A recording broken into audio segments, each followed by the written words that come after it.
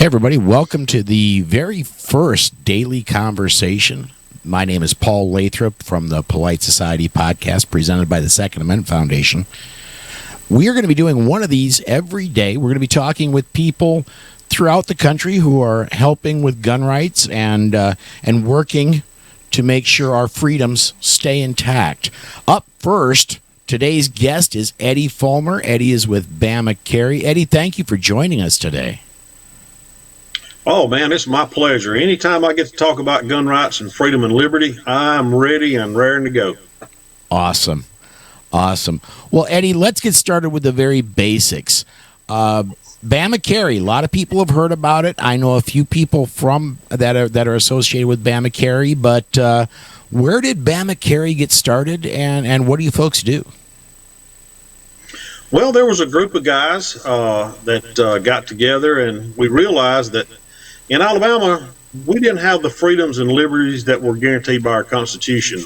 Basically, in reading our Constitution, we see no legal right for them to require us to have a permit. If you're a law-abiding citizen, we didn't see where our Constitution allowed the government to make us buy a permit to exercise a constitutional right. And we got together, we formed a group, and we wound up after a year or so of haggling back and forth we had one group and it split off and that kind of thing. You know how when groups start, sometimes everything doesn't just gee-haw and mesh just correctly. But in 2013, we founded Bama Carry, and that was a group that came out of that. And we are the only no-compromise gun rights group in the state of Alabama. And so we formed and became a nonprofit in 2013. And we have been boogieing along right there since then and to where we are today. Well, very cool. 2013. Now, when we were talking before we started recording this, I think that's a significant date because wasn't that just about the time that Alabama went from may issue to shall issue? And I'm guessing Bama Carry may have had something to do with that. We did. We were involved in legislation actually before we formed the nonprofit. And before 2013, Alabama was a may issue state. And we actually had some of the sheriffs on video denying permits for personal reasons instead of a legitimate reason. And I think this kind of spurred the lawmakers into doing away with may issue and going to shall issue, which basically meant the sheriff had to have a reason and provide you, or it was coded into the law, where the sheriff had to provide you a written statement, a document as to why you were denied a permit. And then if you didn't agree with his reasoning, you could go to the judge with that without any cost to you and appeal that. And we thought that was a very big deal because the may issue caused a lot of problems in the past to people that should have been able to get a permit but did not, possibly even because that they supported the wrong sheriff in the re-election race. And so we even had that. So other than getting, and that's a big one, don't get me wrong, going from may issue to shall issue is a big deal. What are some other successes that Bama Carry has had? Well, that and educating the public. We have actually done a lot of education and straightening out a lot of the gun laws because of education. Mostly the law enforcement agencies don't really deal a whole lot with gun law. They deal with a lot of stuff, and I always use this analogy that what the police department and law enforcement officers deal with is this big. Mm-hmm. But what we deal with is like this big. Sure. This big, the law. So we know, and Bama Carry members basically know what gun laws are and where and when they can exercise their rights, when to shoot, not to shoot. We educate a lot of people on that. We have law enforcement come to our meetings. Here in Tuscaloosa, the district attorney is a regular attender, and to answer any kind of questions that we have, what he would prosecute, possibly what he would not. And, our deal is leave law-abiding citizens alone. And 2013 was the start of a journey that we've been on ever since. And I think we've done very well in educating our law enforcement officers. Well, I would imagine you would also be wanting to educate general public as well, right? Right. We attend gun shows, and through our meetings throughout the state in different counties, we have law enforcement and lawyers come and to speak to our people and educate them, take questions, and a variety of subjects. Our idea is to make learning exciting and something that you would want to do. And people learn about why that we have open carry in Alabama, but you still have to have a permit to get in your vehicle. They understand, what the law enforcement officers thinking is on gun permits, and but we're headed toward a permitless carry bill in Alabama that I feel surely will get passed or voted on this next year. Well, very cool. I want to go back to what you just keyed off on, and that's open carry. Now, open carry is legal, except if you're in a vehicle. What's that all about? That's one of the crazy things about Alabama, and it goes back to gun laws are basically to exclude a certain class or race of people, and we see that very prominently in Alabama because in the 1950s. Of course, they were issuing permits before then, but in the 1950s, we had the civil rights movement. There were civil unrest, and the lawmakers and the sheriff at that time felt like it would be a good idea to deprive a law-abiding citizen from their right to carry a pistol in the vehicle, which was legal up to this time. They wanted to deprive us of that right of self-protection.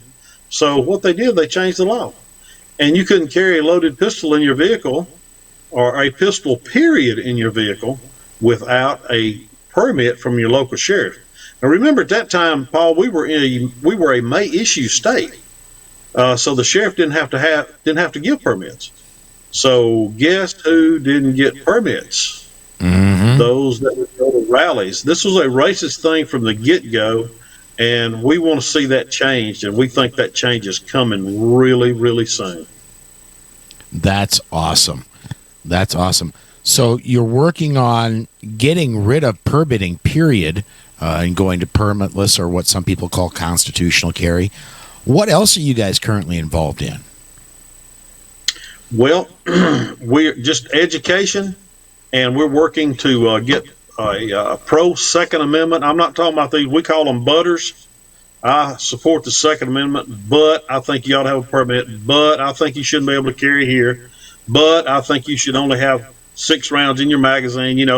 Butters are just everywhere, and it's surprising because the U.S. Constitution and the Alabama Constitution both specifically, exclude any restrictions on that. But we have sit back and allowed that because we didn't know any better. Well, now guess what? We know better, and we're trying to teach the citizens of Alabama to be able to stand up, go to your legislature, talk to them.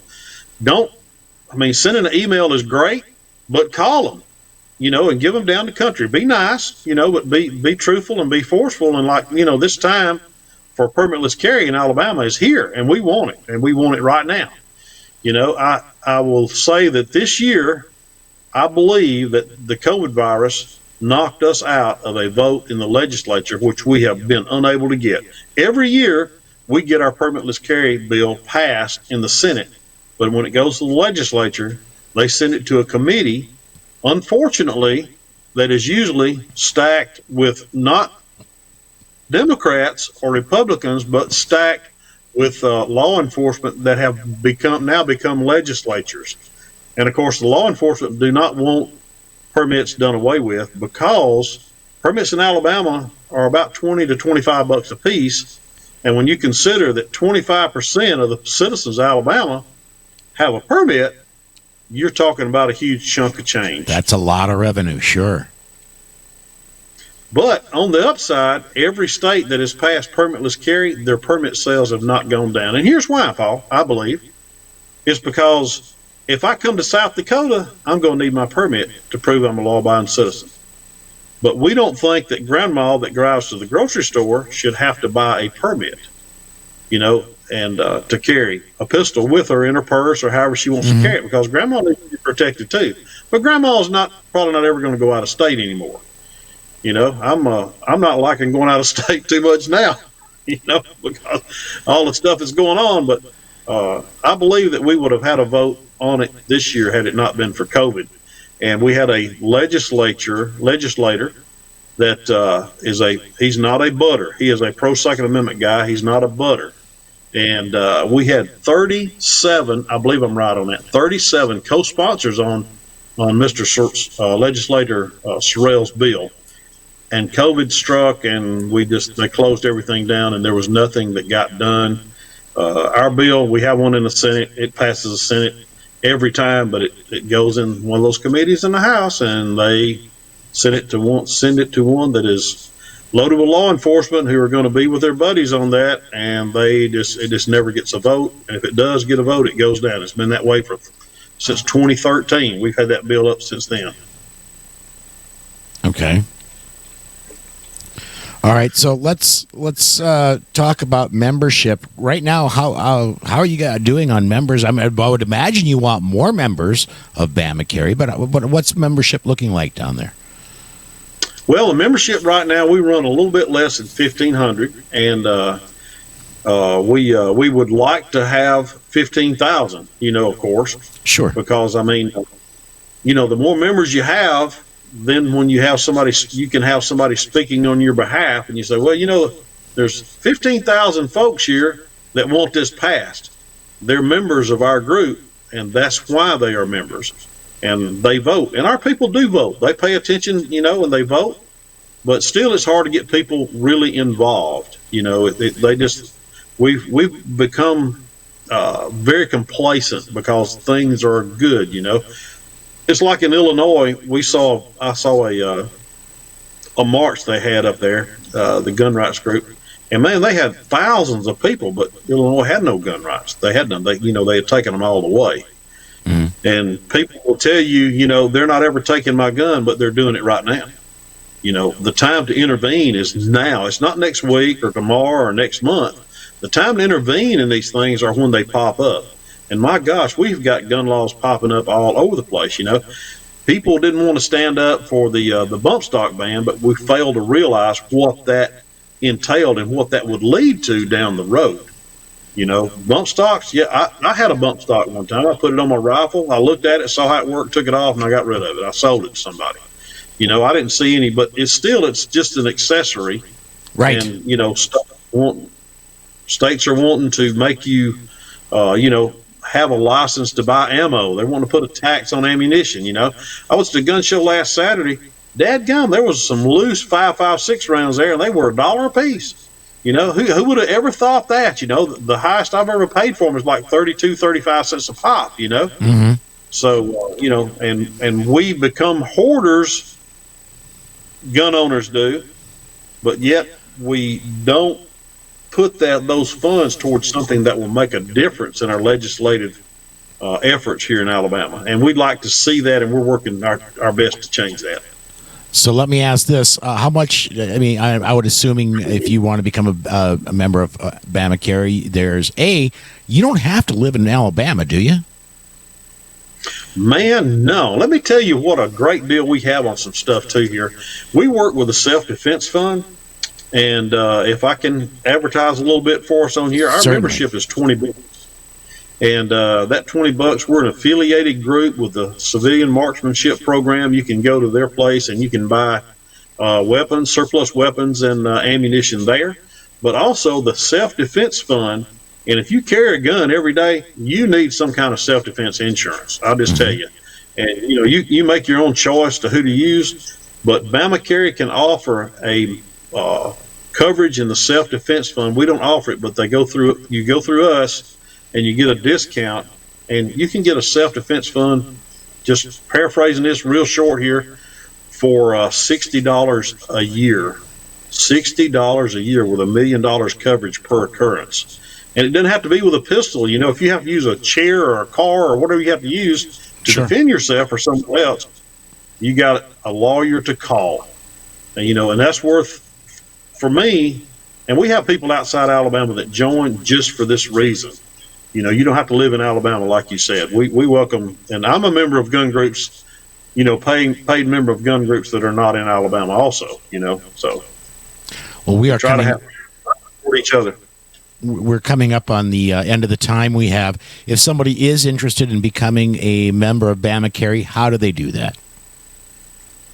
Well, it's real easy. You can go to bamacarry.us, click the join button, and there's a multitude of options there. The cost is like $20 a year, which is just chicken feed, really. That's just about now. It's the cost of a hamburger at a fast food place, and a drink.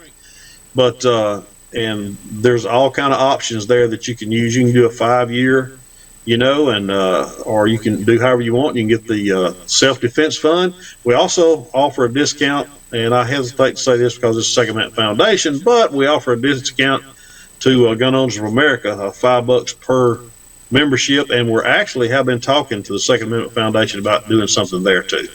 Well, very cool. Well, I want to thank you for taking your time to talk with us today, Eddie. Listen, Paul, I enjoy talking about gun rights. I appreciate you contacting me and giving me this opportunity to speak, not just for Alabama, but the citizens of America. If we don't stand together, we're going to fall separately. And I think that's something we really need to do and get serious about it. My only regret, if I may say, is that I waited so long to really get involved in gun rights. I'm 65. I should have been involved when I was 20. But I just did not know any better. I will totally concur with that. I only became involved in gun rights about 8 years ago myself. So, Eddie, again, thank you so much. Eddie Fulmer, everybody, with Bama Carry. Please go check them out and check us out. We'll be back again tomorrow with another video.